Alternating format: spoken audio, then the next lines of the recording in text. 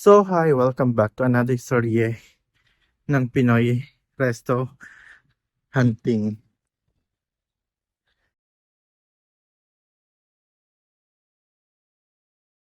Wow!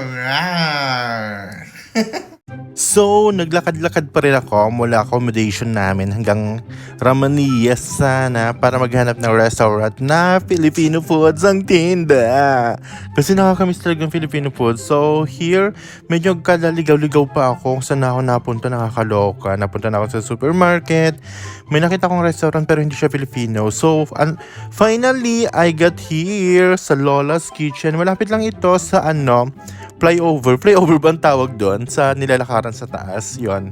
Malapit lang siya and this is the interior. Makikita mo na agad ang mga kalat-kalat na mesa. Charot! So, konti lang yung mga tinitinda nila pero nagki-cater daw sila. Bulk na order, ganon. May special halo-halo. Pero wala akong nabili.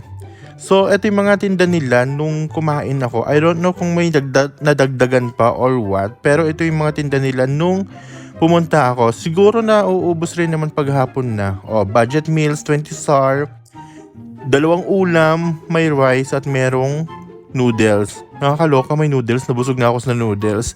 And may sabaw din naman actually. So, ayan yung mga seats. Dati maraming upuan to. Hindi ganito yung upuan nito dati. Kasi napupuno palagi. Pero ngayon, konti na lang siguro kumakain. Kaya, ganyan na, layo-layo na yung upuan. And, the best, merong movie marathon na Pinoy, old Pinoy movies. Nakakaloka, tuwang-tuwa ako dun. And this sabaw, may order. Beef ginagaoon yata to. Tapos, yung pansit na sinasabi ko. At may libreng water na nga pala.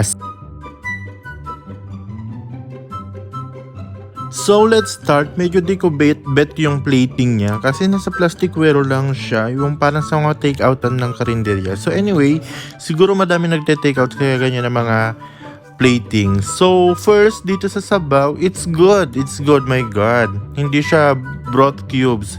It's bulalo talaga, as in nilagang baka. So, I ordered the binagoong beef nga. The beef is tender and humihiwalay din talaga yung yung laman niya. I don't like talong because nasanay ako sa pahabang talong. Nasanay ako sa pahabang talong. Charot. Hindi yata luto. So, yung ginataang langka, masarap. Or dahil matagal akong hindi nakakain, kaya sarap na sarap ako sa ginataang langkan nila. Although hindi malapot yung sabaw, pero okay na din yung yung ginataang langka. Hindi masyadong manghang. So, ayan, meron yung pansit na nakakabwisit. Ewan ko kung bakit visit na visit ako rito sa pansit nito. Or dahil sa yung pansit kasi nila, yung bihon is masyadong glassy. Nakakabwisit. Ang dulas.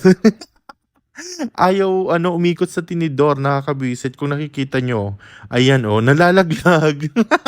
Nalalaglag yung yung pansit. Matindi ang gravity. Kaya nabibisit akong kainin yung pansit na yan. Kaya nung second try kong kumain ulit dyan, hindi na ako umorder ng pansit kasi nalalaglag. So, ito yung first time ko actually.